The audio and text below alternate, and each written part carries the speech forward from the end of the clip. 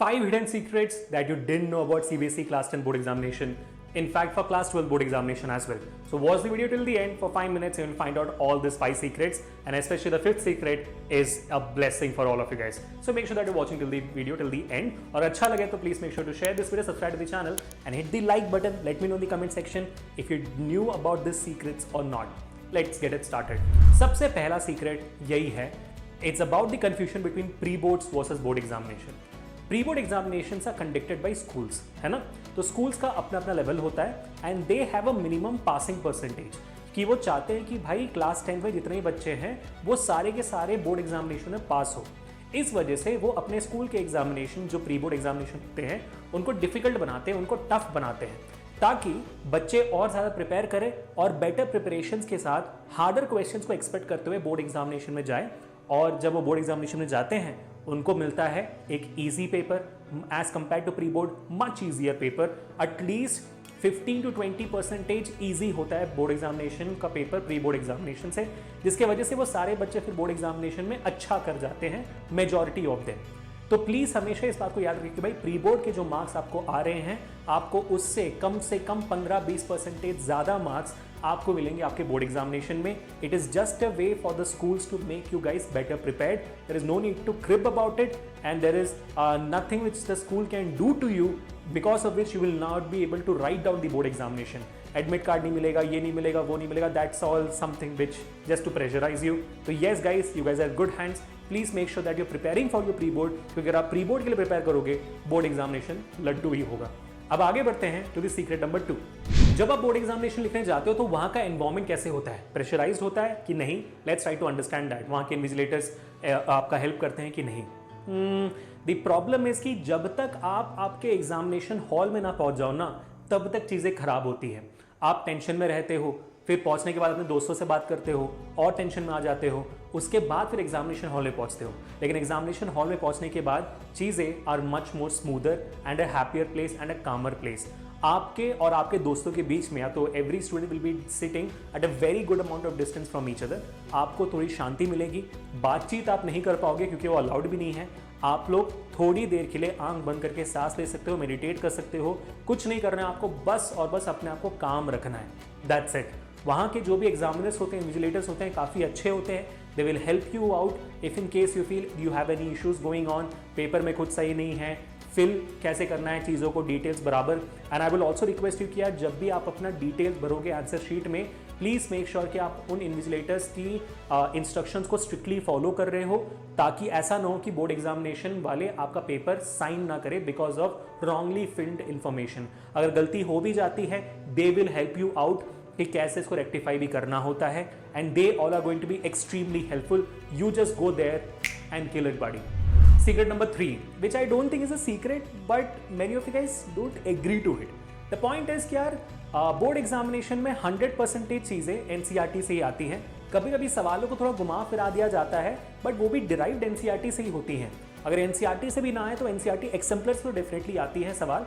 There is nothing which the board gives which is outside NCERT, and NCERT follows the CBSE board examination pattern extremely strictly. तो अगर आप NCERT पढ़कर जाते हो तो it's a very easy way to score 90% और 95%. बहुत easily आ सकते हैं आपको NCERT पढ़कर ही. लेकिन ऑफकोर्स ही बात है, अगर आपको उसके ऊपर जाना है तो आपको और प्रैक्टिस करनी पड़ेगी. लेकिन NCERT से 100% भी स्कोर कर सकते हो, but it's all about practice. Practice के लिए NCERT क्वेश्चंस काफ़ी नहीं, आपको और रेफरेंस बुक लेके प्रैक्टिस और कर लेनी चाहिए. क्योंकि यार देखो, NCERT में एक चैप्टर में 10 एक्सरसाइज सवाल होते हैं, कुछ 10-15 चैप्टर के बीच में होते हैं 25 सवाल होते हैं. लेकिन आपको अगर और प्रैक्टिस करनी है और अव्वल आना है तो आपको और देना पड़ेगा प्रैक्टिस करने के लिए. अगर आपको 99% बच्चों से ज़्यादा आगे जाना है तो फिर आपको वो 1% कम ज़्यादा करना पड़ेगा, है ना. That is what you need to do. But yes, NCERT strictly followed, and in fact NCERT से ही 95% कैसे लाना है वो वीडियो मैंने बनाई हुई है. उसका लिंक मैं आपको डिस्क्रिप्शन में डाल दूंगा. यहाँ पे आई कार्ड पे भी आ जाएगी and you will be able to see the thumbnail right now here. Find that video. I did that video yesterday. Moving to the secret number 4. I think this is the second most happiest thing you will learn today. The first most happiest thing is the 5th secret. But let me talk about the 4th secret. How is the correction happening, answer sheet check कैसे होता है, strict होता है, fair होता है, liberal होता है, कैसे होता है. Let me very honest with you guys, in the past experience I have, even from the days of my own board examinations, let me tell you, CBSE always have been absolutely liberal with the signing. यानी कि अपना हाथ छोड़ के वो marks देते हैं आप लोगों को. तो प्लीज़ रिमेंबर कि आप जितना भी एक्सपेक्ट करो उससे ज़्यादा ही मार्क्स आपको आएंगे. Do not expect anything lesser. हाँ, ऑफकोर्स बात है, कुछ लिखा नहीं है तो एक्सपेक्ट मत करना. अगर आपने कुछ अटेम्प्ट किया, सारे सवालों को लिखा भी है, तो you will get more marks then expected, and that is the truth.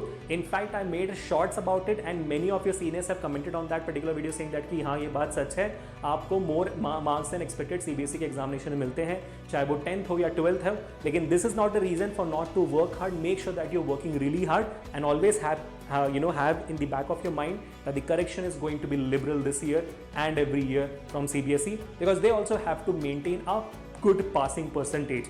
हमेशा CBSE का passing percentage होता है 94% students pass the CBSE examination. पिछले साल 21 lakh students wrote down CBSE class 10th examination and 93.4% of them passed. समझ लो, तो 21 लाख में से 19 लाख बच्चे पास हो गए थे आराम से अच्छे मार्क्स के साथ. That's what I'm trying to tell you. The point is not to pass, the point is to score really good. So keep working hard and moving to the most happiest tip for all of you guys, and that is the secret number 5. And what is that? It is about some, मान लो कोई question important था, कुछ नहीं important नहीं, कुछ एक सवाल बहुत ज़्यादा हार्ड था, ठीक है, एक सवाल या तो फिर गलत था, और तो फिर CBSE क्या करती है, मार्क्स मिलते हैं आपको. या तो एक सवाल में बहुत मेहनत करी मैंने, या तो मेरा मार्क्स ना पास होने के लिए मुझे 33 चाहिए, आ रहे हैं 31 या 30, क्या मैं पास हो जाऊंगा? The answer to all of this questions is yes. CBSE always provides you grace marks as well, जहाँ पे भी पॉसिबल हो सकता है. जैसे मैंने कहा 94% बच्चे हर साल ऐसे ही नहीं पास होते हैं, अपनी मेहनत से भी और CBSE के बड़े दिल की वजह से भी, ठीक है. So make sure that guys कि अगर आपका क्वेश्चन कुछ ज़्यादा ही टफ था, तो फिर वो क्या करती है, वो एक नए टेक्नोलॉजी का इस्तेमाल करती है जिसका नाम है थियरी इवैल्यूएशन ट्रेंड एनालिसिस.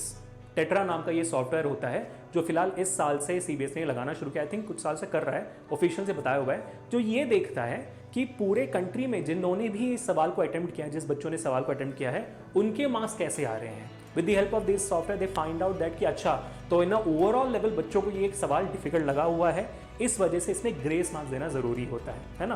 तो hence you get grace marks for those kind of questions which are really tough to answer. So please make sure that you are attempting those tough questions. Attempt ही नहीं करो तो marks नहीं मिलेगा.